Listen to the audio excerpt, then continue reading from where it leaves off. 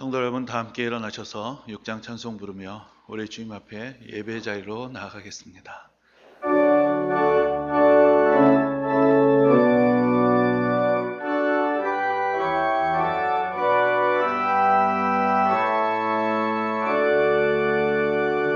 목소리 높여서 주 찬양하여라. 영광과 권세와 존귀와 위엄을 오늘이 다스리시는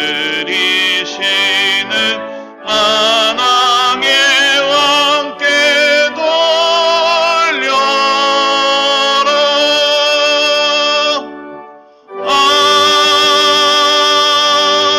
아멘. 친히 나무에 달려 그 몸으로 우리 죄를 담당하셨으니 이는 우리로 죄에 대하여 죽고 의에 대하여 살게 하려 하심이라.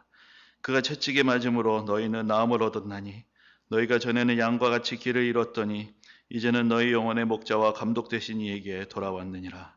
하나님은 영이시니 예배하는 자가 영과 진리로 예배할지니라. 아멘.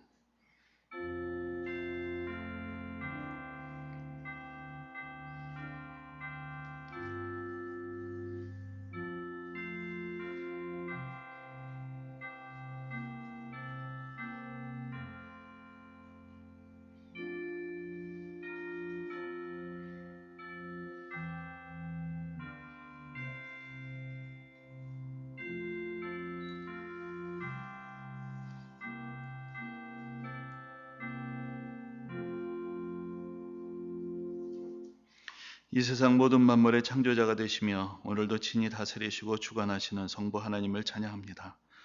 영접하는 모든 자들을 십자가의 보혈로 정결하게 하시고 하나님의 자녀가 되는 권세를 주시는 성자 하나님, 우리 주 예수 그리스도를 찬양합니다. 오늘도 오직 은혜로 살아가게 하시고 거룩한 삶의 열매를 맺도록 도우시고 인도하시는 성령 하나님을 찬양합니다. 성부, 성자, 성령께 세세무궁토록 영광이 있을지어다. 아멘. 이 시간 우리 모두 지난 한 주간 우리의 삶을 돌아보며 진실된 마음으로 참회의 기도를 올려드리겠습니다.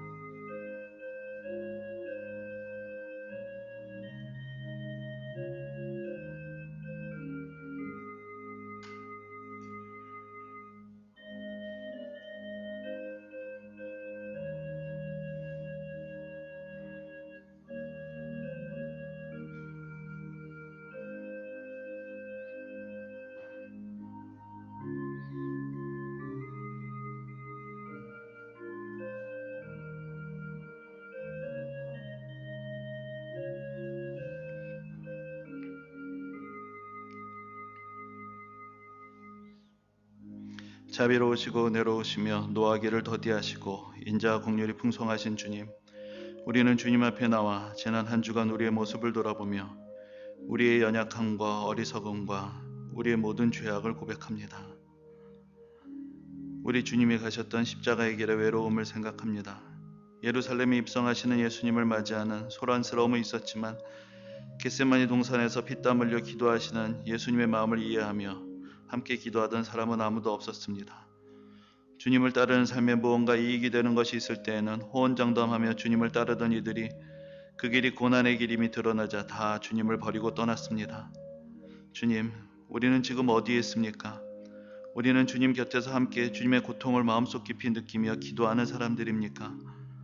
아니면 주님의 고난을, 그리고 우리의 고난을 이해하지도 못하고 받아들이지도 못하며 홀로 십자가를 지고 가시는 주님을 버리고 떠나는 사람들입니까? 우리의 모든 것을 아시는 주님 앞에서 우리의 부끄러운 모습들을 내어놓습니다. 주님의 부르심을 외면하며 우리 눈에 보기에 고운 것, 화려한 것들만을 따라갔지만 그 화려함 뒤에 냉소와 거짓과 더러움이 가려져 있음을 이제야 깨달았습니다. 우리는 무지했고 우리는 어리석었으며 우리는 주저없이 주님의 말씀을 거역했고 우리의 영적인 가난을 인정하지 않았으며 완고하고 이기적인 모습을 무슨 자랑처럼 드러내는 어리석은 자들이었습니다. 이제 우리가 주님의 그 크신 은혜에 의지하여 우리의 모든 죄악과 우리의 모든 연약함을 고백하였사오니 우리를 새롭게 하시며 우리의 연약함을 온전케 하시고 주님의 거룩하신 보혈로 씻어 주시옵소서. 예수님의 이름으로 참회의 기도를 드립니다. 아멘. 그가 찔림은 우리의 허물 때문이요 그가 상함은 우리의 죄악 때문이라. 그가 징계를 받음으로 우리가 평화를 누리고 그가 채찍에 맞음으로 우리는 나음을 받았도다. 그러므로 그리스도 예수 안에 있는 자에게는 결코 정죄함이 없느니라. 아멘. 이제는 사도신경으로 우리의 신앙을 함께 고백합니다. 나는 전능하신 아버지 하나님 천지의 창조주를 믿습니다. 나는 그의 유일하신 아들 우리 주 예수 그리스도를 믿습니다. 그는 성령으로 잉태되어 동정녀 마리아에게서 나시고 본디오 빌라도에게 고난을 받아 십자가에 못 박혀 죽으시고 장사된 지 사흘 만에 죽은 자 가운데서 다시 살아나셨으며 하늘에 오르시어 전능하신 아버지 하나님 우편에 앉아 계시다가 거기로부터 살아있는 자와 죽은 자를 심판하러 오십니다. 나는 성령을 믿으며 거룩한 공교회와 성도의 교제와 죄를 용서받는 것과 몸의 부활과 영생을 믿습니다. 아멘. 자리에 앉으셔서 찬송가 뒤편에 있는 교독문 141번을 찾아 함께 교독하겠습니다.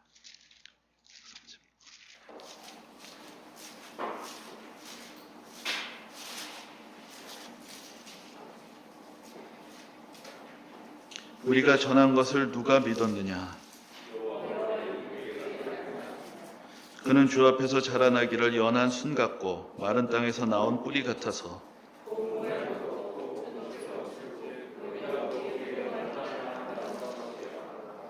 그는 멸시를 받아 사람들에게 버림받았으며 그는 실로 우리의 질고를 지고 우리의 슬픔을 당하였거늘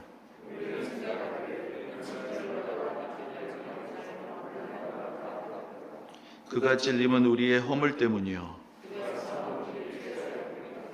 그가 징계를 받음으로 우리는 평화를 누리고 우리는 다 양 같아서 그릇 행하여 각기 제 길로 갔거늘. 아멘. 찬송 149장 함께 찬양하겠습니다.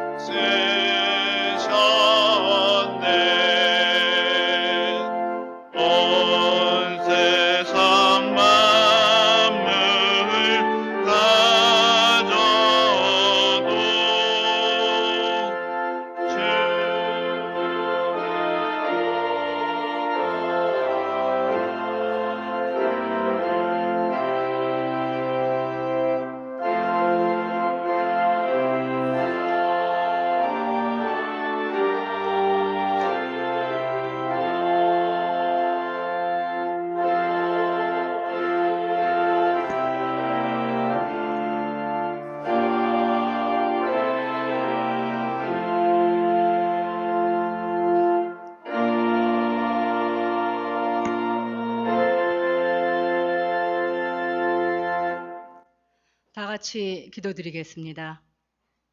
세상을 창조하신 하나님, 세상을 심판하시는 하나님, 감사합니다. 주님 부활하신 날을 한 주일 앞두고 저희들 주님 앞에 예배하게 하시니 감사드립니다. 영적으로 지켜주신 저희들, 언제 어디서나 주님 앞에 모일 수 있는 마음 허락하시고 귀한 예배를 지키게 하시니 이 또한 감사드립니다. 나무에는 물이 오르고 꽃들은 피어납니다. 날은 날로 환해지지만 세상은 여전히 안개 속입니다. 희망과 절망이 교차하고 밝음과 어두움이 동시에 존재하는 오늘, 이 세상에서도 저희들 주님 주신 약속과 희망으로 기도합니다. 세상에 던져진 바이러스로 인해 인간들의 사회는 아직도 혼란스럽습니다.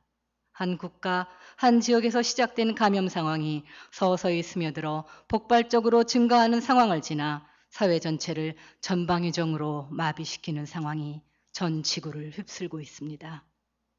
시작은 되었으나 끝이 어디인지 언제인지 모르는 상황입니다. 우주의 근원을 넘어 생명의 영역까지 파헤치던 오만한 인간의 지식은 다 어디로 갔는지 이제는 모른다의 반복입니다. 바이러스가 어떻게 시작되었는지 모른다. 어디에 있는지 모른다. 어떻게 될지 모른다. 이 불가지론의 결과는 그야말로 절망의 일반화, 불신의 세계화라고 밖에 할 수가 없습니다. 서로가 서로에게 의심의 눈초리를 보내고 서로를 신뢰하지 못하니 막고 차단하게 되는 이러한 상황을 바이러스의 탓으로 돌리고 있지만 이는 결국 저희들의 나약함과 믿음 없음에 기인하는 것임을 고백합니다. 물 위를 걸으시는 예수님을 따라하려다 물에 빠진 제자들에게 주님은 믿음이 없는 자여 라며 책망하셨습니다. 종과 딸의 병을 고쳐달라며 무작정 찾아와 매달린 백부장과 어머니에게 주님은 내 믿음이 너를 구원하였다 하셨습니다.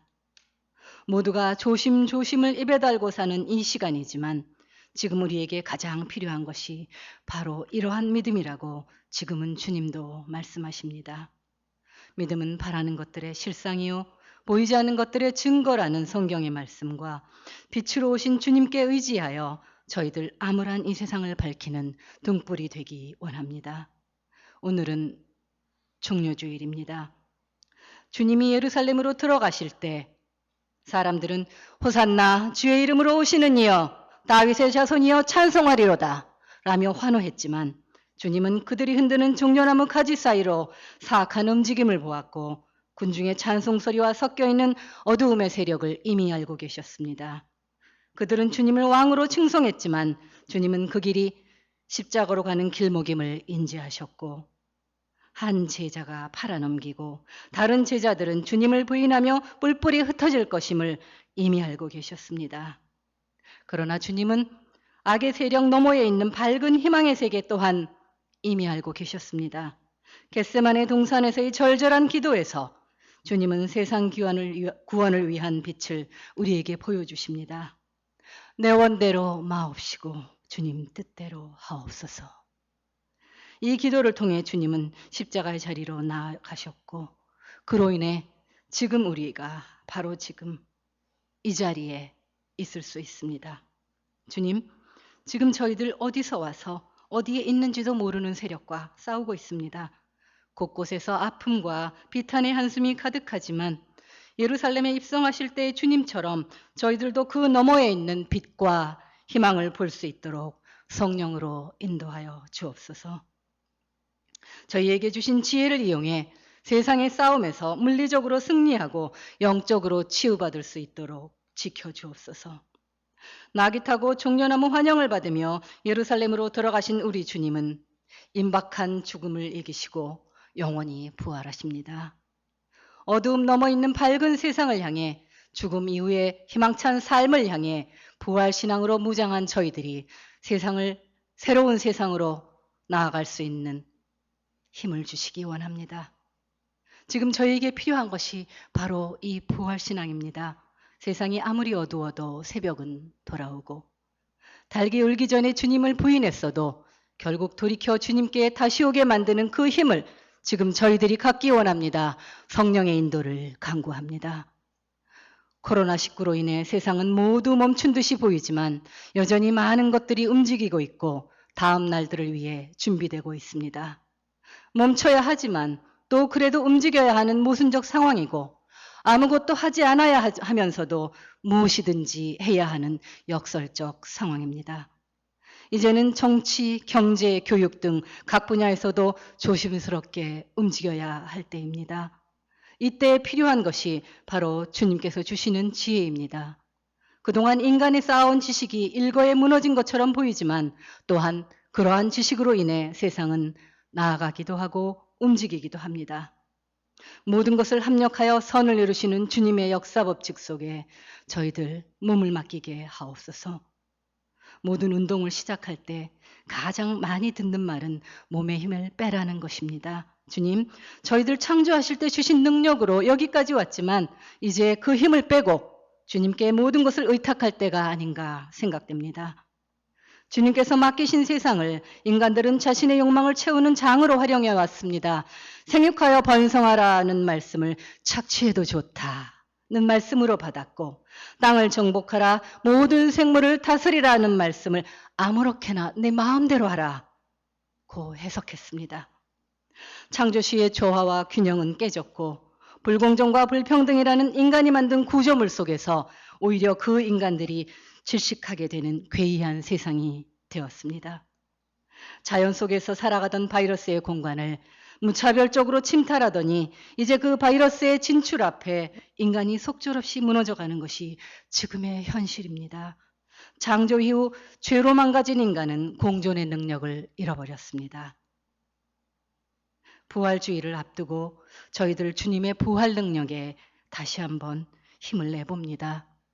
상실된 공존 능력이 모든 곳에서 다시 살아날 수 있도록 저희들의 영이 부활할 수 있도록 성령으로 잡아주옵소서. 모든 것을 만드신 주님, 모든 것을 새로 세워 주옵소서.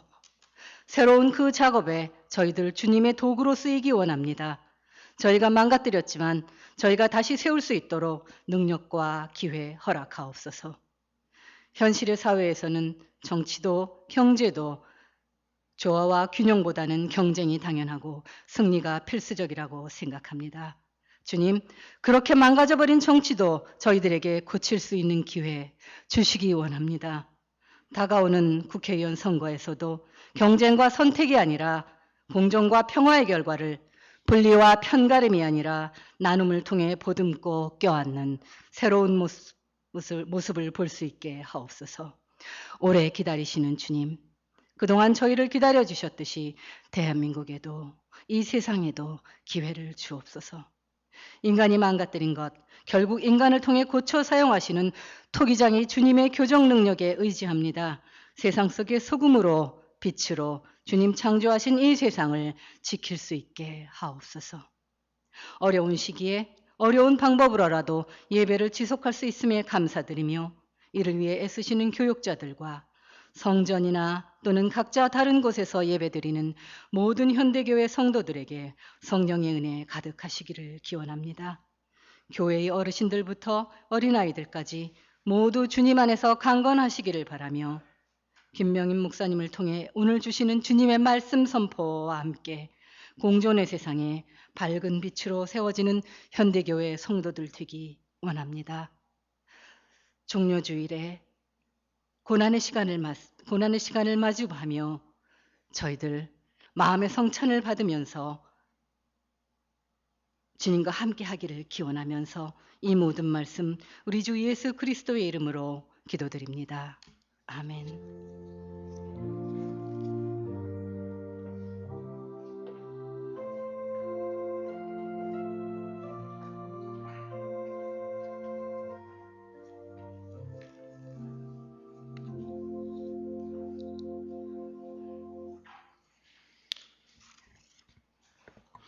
오늘 우리에게 주시는 하나님의 말씀은 신약성경 마가복음 14장 22절부터 26절까지 말씀입니다.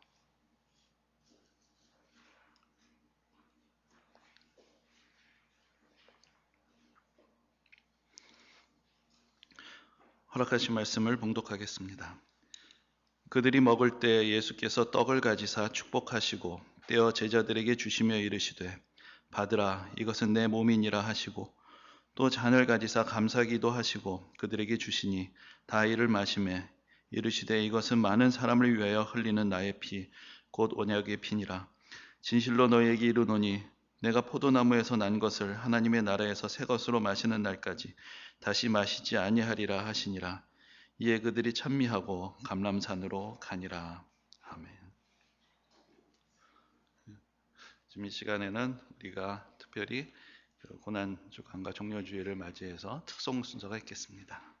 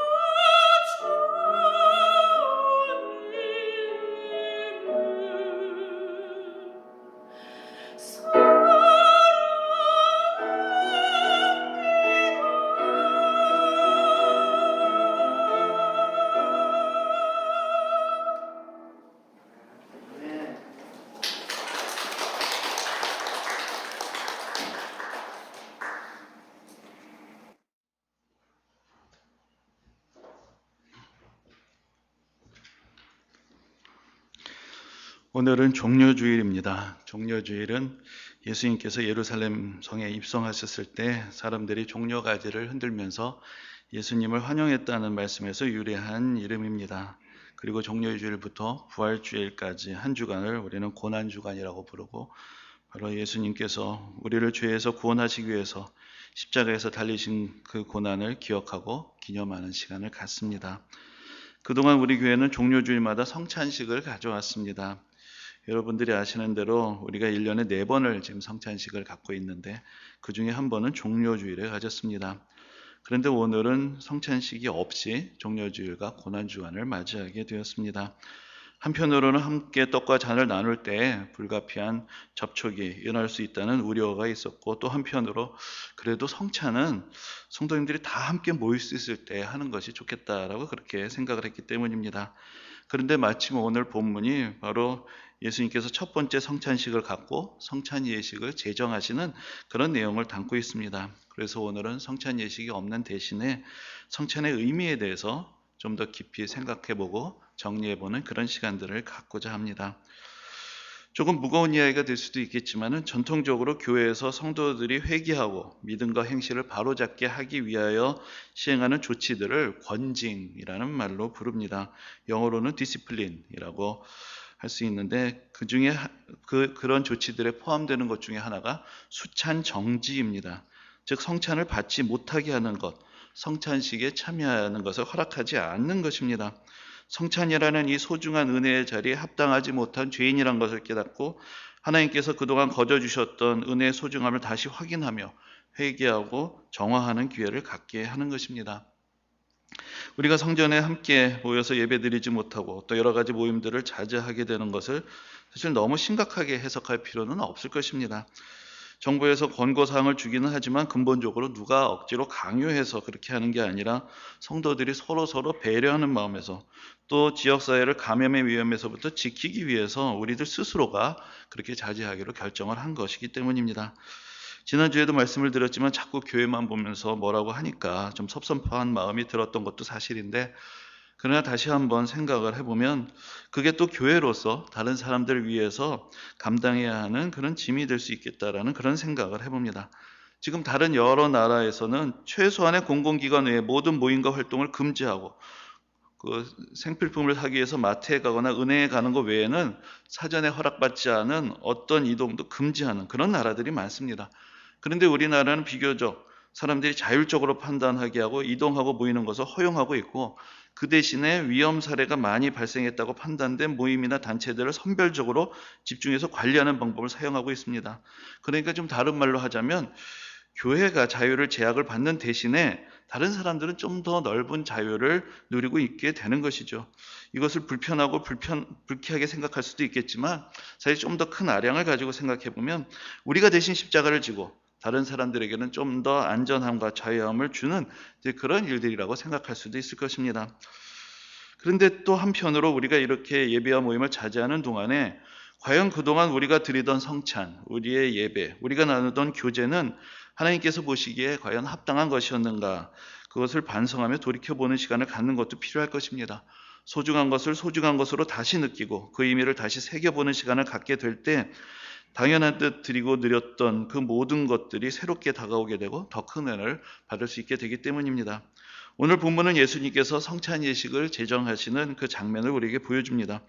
원래 예수님께서 제자들과 떡과 잔을 나누시던 그 자리는 이스라엘 백성들에게는 유월절을 기념하는 식사의 자리였습니다. 유월절은 이스라엘 백성들이 애굽에서 모세의 인도로 구원을 받은 것을 기념하는 명절이었습니다.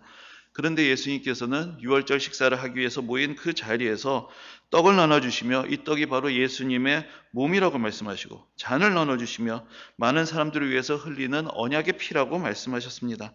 예수님은 과거의 구원의 사건을 회상하는 유월절의 식사를 이제 예수님께서 지시는 십자가의 고난을 예비하는 자리로 바꾸셨고, 또 앞으로 우리가 성찬 예식을 통해서 예수님의 구원의 희생과 은혜를 기억하게 되기를 원하셨던 것입니다.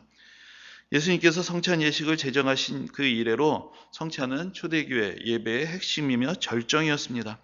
우리가 드리는 예배의 중심이 예수 그리스도이심을 확인시켜주고 복음의 진리를 눈에 보이도록 경험하게 하는 그런 시간이었기 때문입니다. 사도행전을 보면 교회가 처음 시작되었을 때 예배가 어땠는지를 우리에게 알려주는 그런 말씀들이 있습니다. 사도행전 2장에 특히 그런 말씀들이 있는데 2장 42절을 보면 그들이 사도의 가르침을 받아 서로 교제하고 떡을 떼며 오로지 기도하기를 힘쓰니라 라고 그렇게 기록되어 있습니다. 또 바로 이어서 46절과 7절을 보면 날마다 마음을 같이하여 성전에 모이기를 힘쓰고 집에서 떡을 떼며 기쁨과 순전한 마음으로 음식을 먹고 하나님을 찬미하며 또 온 백성에게 칭송을 받으니 주께서 구원받는 사람을 날마다 더하게 하시니라 이렇게 기록이 되어 있습니다. 이 말씀의 예배에 여러 가지 중요한 요소들이 다 담겨 있는 것을 보는데 말씀을 배우는 것, 찬송하는 것, 기도하는 것, 교제하는 것, 그리고 떡을 떼는 것입니다. 이 떡을 떼는 것이 바로 성찬을 의미합니다. 앞에서 말씀드린 대로 예수님께서 처음 성찬을 제정하시던 그 자리는 유대인들이 유월절 식사를 하던 때였습니다. 그러니까 그때 빵과 포도주는 정말로 한 끼의 식사였습니다. 그래서 처음에는 식사와 성찬이 구분되지 않았습니다.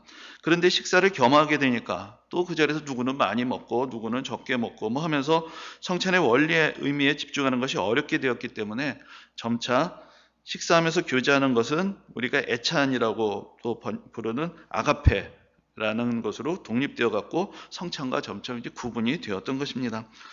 초대교회의 예배는 대개 두 부분으로 나누어져 있었습니다. 먼저는 말씀의 전례, 그래서 이 시간은 설교가 중심이 되었고 모든 성도들이 함께 모여서 드렸습니다. 그리고 나서 성찬의 전례의 시간을 가졌는데 이 시간에는 아직 세례를 받지 않은 사람들은 참여할 수가 없었습니다. 그리고 세례 교인들만이 모여서 성찬을 나누며 하나님의 은혜를 받는 시간을 가졌습니다.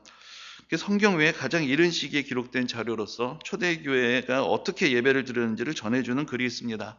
이 글은 교회의 지도자면서 후에 순교자가 된 유스티누스라는 사람이 로마 황제에게 기독교 신앙에 대해서 변호하면서 쓴 글의 일부입니다.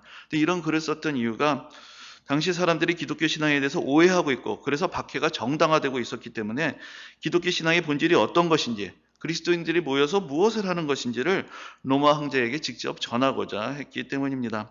근데 그 중에서 예배와 관련된 부분을 한번 읽어드리겠습니다. 일요일에 도시나 마을에 사는 모든 사람들이 한 곳에 모입니다. 시간이 허락되는 대로 사도들의 기록과 예언자들의 글을 읽습니다. 독서가 끝나면 모임을 주재하는 사람이 그 훌륭한 일들을 본받으라고 권하고 격려하는 말을 합니다. 그 다음에는 모두 함께 일어나 기도를 합니다. 우리가 삶과 행동으로 의로운 사람이 되고 계명을 충실히 지키는 사람이 되어 영원한 구원을 얻도록 우리 자신과 다른 사람들과 또 그 어느 곳에 있는 사람이든지 모든 사람들을 위하여 기도하는 것입니다. 기도가 끝나면 우리는 서로 입맞춤을 합니다. 다음에 형제들의 모임을 주재하는 사람에게 빵과 포도주를 가져다 줍니다. 그 사람은 이것을 받아 성자와 성령의 이름으로 우주의 아버지께 찬미하여 영광을 드리고 우리가 이 선물들을 받기에 합당한 사람으로 선택된 데 대하여 정성껏 감사를 드립니다. 그 사람이 기도와 감사를 드리고 나면 모든 참가자들은 아멘으로 화답합니다. 그러면 부제라고 불리는 사람들이 모든 참석자들에게 축성된 빵과 포도주를 나누어 주고 그곳에 오지 못한 사람들에게도 가져다 줍니다. 여유도 있고 뜻이 있는 사람은 자유의사에 따라 헌금하고 헌금은 모임을 주관하는 사람이 보관하며 고아나 과부, 가난하고 병든 사람들, 갇힌 사람들, 타국에서 온 나그네들 등 누구든 필요한 사람에게 나눠줍니다. 우리가 모이는 이 날은 한 주간의 첫째 날입니다. 그날 하나님이 세상과 빛을 지으셨고 우리 구주 예수 그리스도께서 죽음에서 다시 살아나셔서 그의 제자들에게 나타나셨기 때문입니다. 이것이 초대교회에서 어떻게 예배를 드렸는지 그 모든 순서들을 잘 기록해서 전해주고 있는 그러한 글입니다. 이 글을 보면 사도행전에 기록되어 있던 예배 모습과 연속성을 가지면서 좀 더 구체화된 내용들을 볼 수 있습니다. 그리고 여기서도 말씀과 성찬이 예배의 두 축이었다는 것을 알 수 있습니다. 그런데 이제 후에 중세에 들어와서 예배의 의미가 변질이 되면서 예배 속에서 하나님의 말씀의 선포가 너무나 약화되어 버렸기 때문에 종교개혁자들이 설교의 역할을 강조하게 되었습니다. 그러나 루터든지 칼빈이든지 모든 종교개혁자들은 말씀과 성찬 모두가 예배의 핵심이라고 가르쳤습니다. 설교를 강조했던 것은 말씀이 그만큼 중요하기 때문이기도 하지만 말씀이 없는 성찬이란 것은 의미를 전혀 알 수 없는 이상한 어떤 껍데기만 남은 형식이 되어버리고 또한 당시에는 무슨 마법, 마술처럼 변질되어 버렸기 때문입니다. 우리나라 말로 주문을 외울 때 이런 말을 하죠. 수리수리 마수리, 수수리 사바 뭐 이런 말을 하는데 서양에서 이런 주문에 해당되는 말 중에 하나가 호커스 포커스라는 말입니다. 그런데 이 여러 나라에서 이런 말을 사용을 하는데 이 말의 어원에 대해서 여러 가지 해석들이 있는데 가장 널리 인정되는 것이 중세의 성찬식에서 사용되던 라틴어에서 나왔다라는 소리입니다. 라틴어로 오늘 본문에 나오는 예수님의 말씀, 이것은 나의 몸이다를 호크 에스트 코르푸스 메움이라고 그렇게 이야기를 하는데, 당시 일반 성도들은 라틴어가 뭔지도 잘 몰랐는데 이 신부님이 와서 뭐 호크 어쩌고 저쩌고 하니까 자기를 보기엔 이게 빵인데 그 다음부터는 짜잔, 이게 예수님의 몸이다.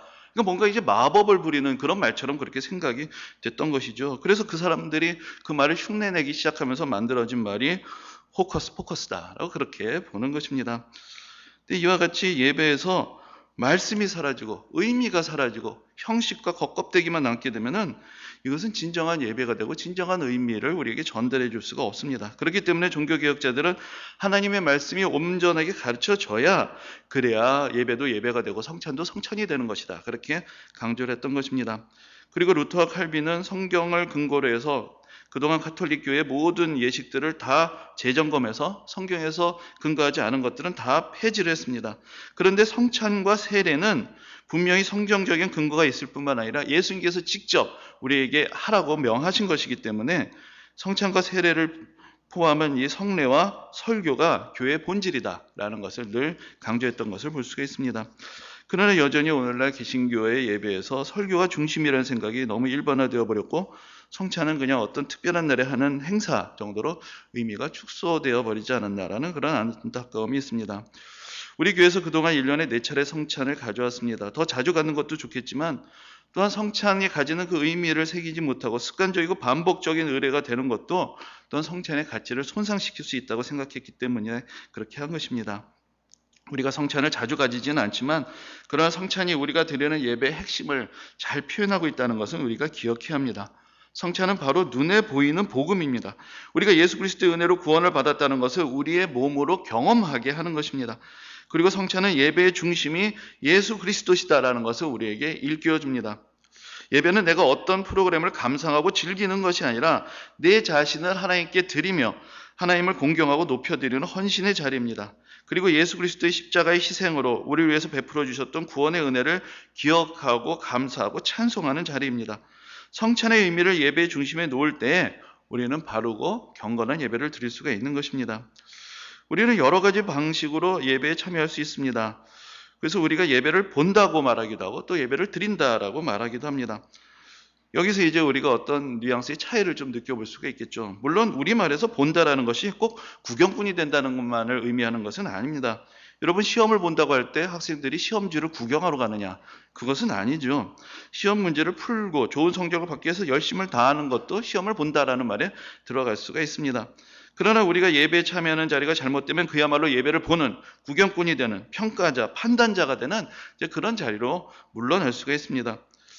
지금 온라인 예배가 활성화되고 있는 것은 새로운 시대에 또 교회가 대응할 수 있는 그런 중요한 기회, 또 계기가 된다라는 그런 긍정적인 생각을 해봅니다. 그런데 여전히 해결하기 어려운 문제들이 있습니다. 그것은 공동체의 문제, 그리고 헌신의 문제입니다. 단순하게 말해서 과연 같은 콘텐츠를 보는 사람들이 하나의 공동체를 구성한다고 이야기를 할 수가 있겠는가라는 것입니다. 그리고 온라인을 드리는 예배를 통해서 우리가 어떻게 하나님을 향한 우리의 정성과 경건과 헌신을 담을 수 있는가라는 문제입니다. 이것이 공간의 문제만은 아닐 것입니다. 같은 공간에 모인다고 해도 여러분 같은 영화관에서 같은 영화를 보는 사람들을 공동체라고 부를 수가 있겠습니까? 아니면 같은 시간에 뉴스를 보는 전국 각지에 있는 사람들이 같은 내용, 같은 프로그램, 같은 콘텐츠를 본다는 것만으로 하나의 공동체를 구성한다라고 그렇게 이야기를 할 수가 있겠습니까? 그렇기 때문에 이것은 무언가를 본다라는 것만으로 공동체가 구성된다라고 이야기할 수는 없을 것입니다.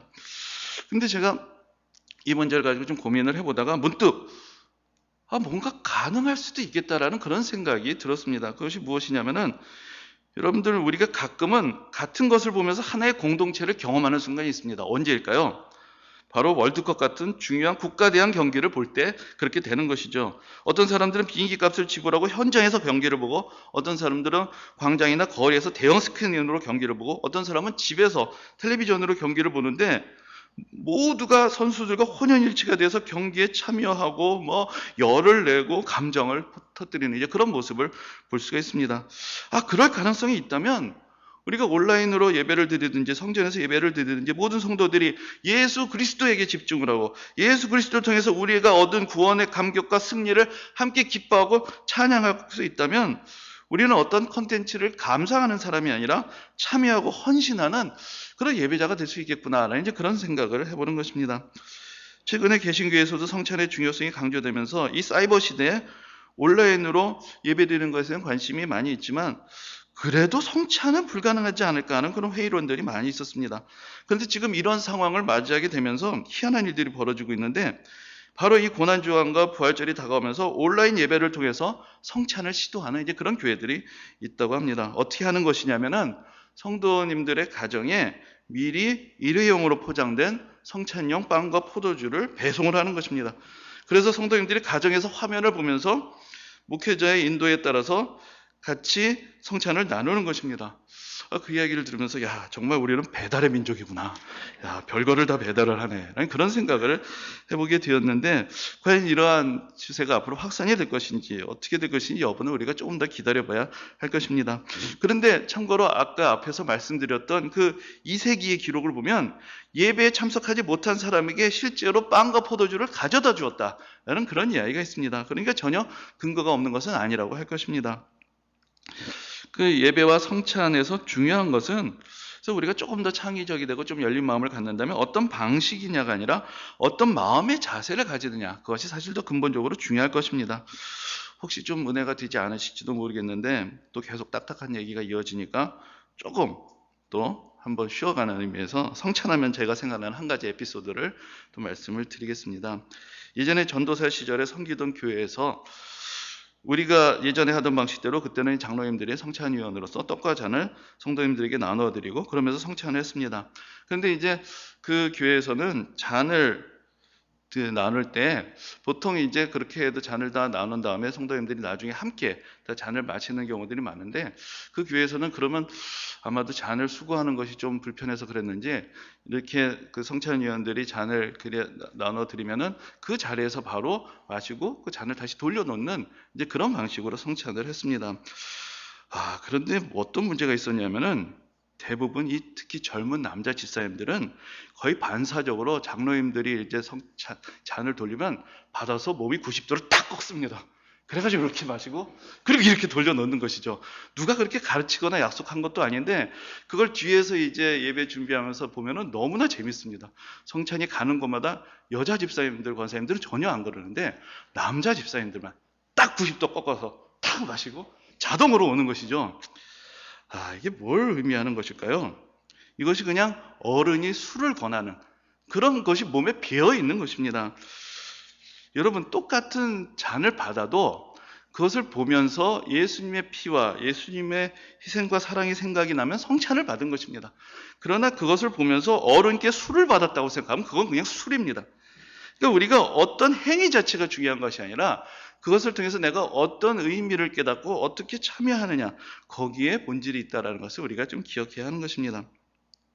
그동안 우리가 가져왔던 4차례의 성찬은 각각 성찬이 가지고 있었던 그런 중요한 의미들을 이제 나누어서 구분하여 담고자 했습니다. 혹시 여러분들이 느끼시다 매번 똑같은 것을 했던 것이 아니냐라고 그렇게 생각이 됐을지도 모르겠지만은 각각의 성찬의 자리마다 조금씩 다른 강조점을 가지고 성찬식을 집내해 왔습니다. 먼저 종려주일에는 성찬의 가장 기본적인 의미인 예수님의 고난을 기억하는데 초점을 두며 성찬식을 갖습니다. 종려주일은 고난주간이 시작되는 그런 주일이고 우리를 위해서 상하신 예수님의 몸과 우리 위해서 흘리신 예수님의 피를 기억하는 것이 성찬의 첫 번째 의미가 되기 때문입니다.